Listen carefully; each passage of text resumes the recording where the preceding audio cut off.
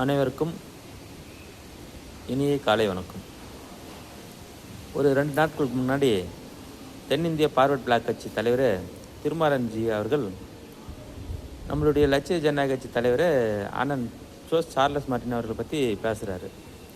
என்ன பேசுகிறாருன்னா, இன்னும் இவர் புதுசாக தான் கட்சி ஆரம்பித்தார், அவர் யாருன்னே தெரியல, ஆனால் ஏதோ புதுசாக வந்த தலைவர் இவர் யாருன்னு தெரியாது, பேரும் தெரியாது, ஊரும் தெரியாது. இவர் காமராஜர் சட்டமன்ற தொகுதியில் ஜெயிச்சிருக்காரு. அவர் பாண்டிச்சேரியில் தான் அரசியல் பண்ணணும், தமிழ்நாட்டில் அரசியல் பண்ணக்கூடாது அப்படின்னு பேசியிருக்கிறாரு. அது இல்லாத இன்னொரு விஷயத்து என்னன்றாரு, முக்குளத்தூர் சமுதாயத்துக்கோசரம் மதுரை மீனாட்சி மிஷின் ஹாஸ்பிட்டல் முக்குளத்தூர் சமுதாயத்துக்கு மட்டும்தான் யூஸ் ஆகுதான்.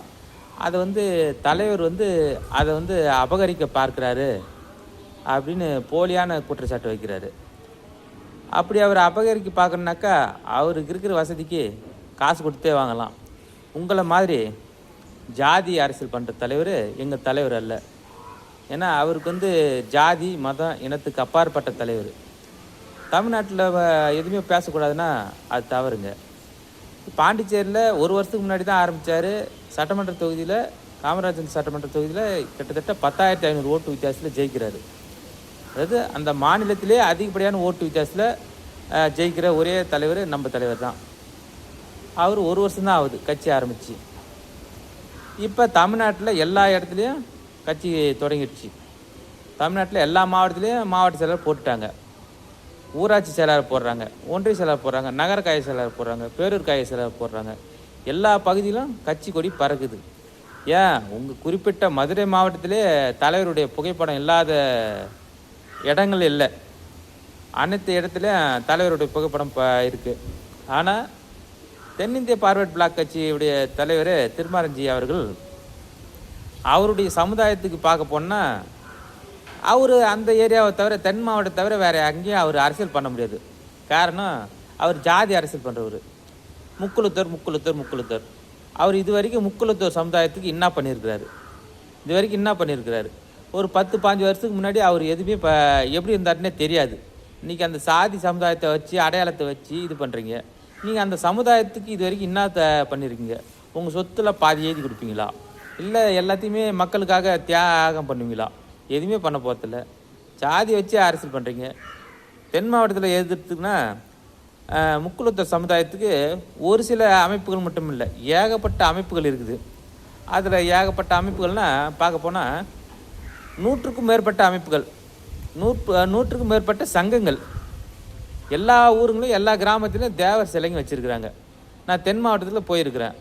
அதேமாரி மீனாட்சி மிஷின் ஹாஸ்பிட்டலில் 3 நாள் அங்கே இருக்கிற தேவர் ஜெயந்தி அப்போ அன்னதானம் அளிக்கிறார். அது அவருடைய தனிப்பட்ட விதம். மீனாட்சி ஹாஸ்பிட்டல் இது வரைக்கும் ஏழை பாய்களுக்கு விட நிதி வசூல் பண்ண இல்லையா, இல்லை ஹாஸ்பிட்டல் போனால் எல்லாருக்குமே ஃப்ரீயாக கொடுக்குறாங்களாம்.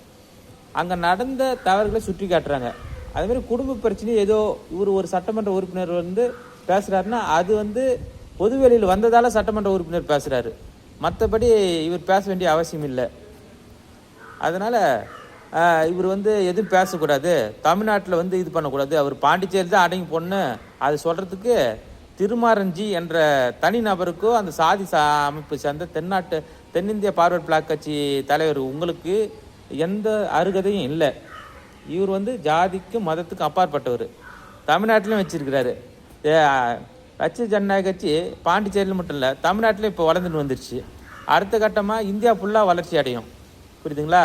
அவருடைய செயலும் சொல்ல மாட்டாரு தலைவர், அவர் செஞ்சு காட்டுறாரு. அவர் சட்டமன்ற நிதி கொடுக்குற பணத்தை விட அவர் சொந்த நிதியை எடுத்து செலவு பண்ணுறாரு. வேறு எந்த தலைவர் பண்ணுவாங்க, வேறு எந்த சட்டமன்ற உறுப்பினர் பண்ணுவாங்க? மக்களுக்கு இவர் தான் சேவை செய்கிறாரு.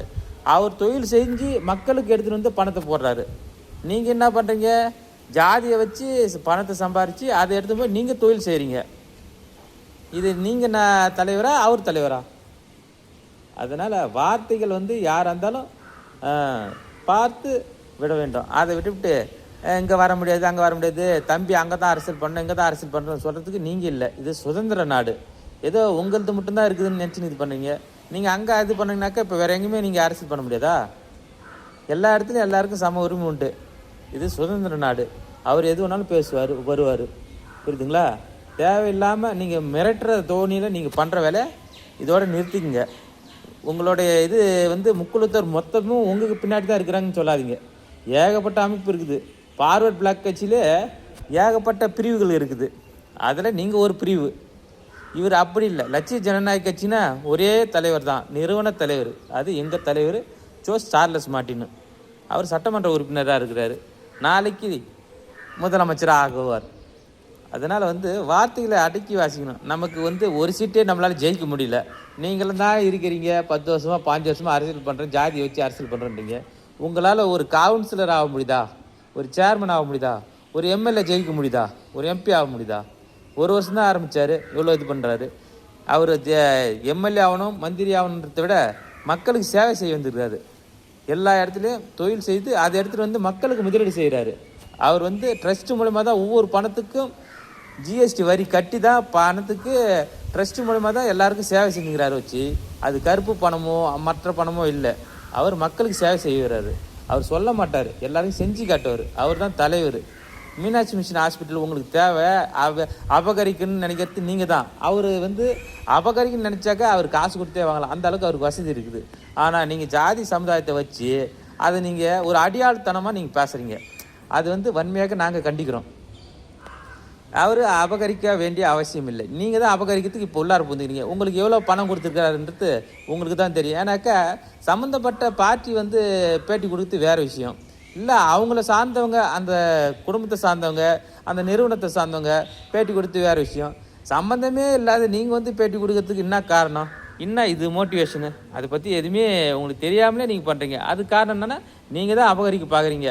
இப்போ பேசிட்டுனாக்கா அது பூரா உங்கள் சமுதாயம் இதுவாக ஆக்கி நீங்கள் அடுத்தது மீனாட்சி மிஷன் ஹாஸ்பிட்டலில் அபகரிக்கிறதுக்கு பிளான் போடுறீங்க. இதுதான் உண்மையான விஷயம்.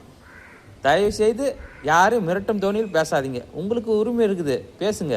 ஆனால் இவங்க இங்கே தான் வரணும், அவங்க அங்கே தான் போகணும், இவருக்கு எந்த உரிமை இல்லை, அவர் பாண்டிச்சேரியில் தான் இருக்கணும், அவர் தமிழ்நாட்டில் தான் இருக்கணும், அது பேசுறதுக்கு உங்களுக்கு எந்த தகுதி இல்லை. திருமரஞ்சினி அண்ணன் அவர்களே, நீங்கள் வார்த்தையை அளந்து விடுங்க. எங்கள் கட்சி தலைவரை பற்றி பேசுறதுக்கு உங்களுக்கு அருகதை இல்லை. நன்றி, வணக்கம்.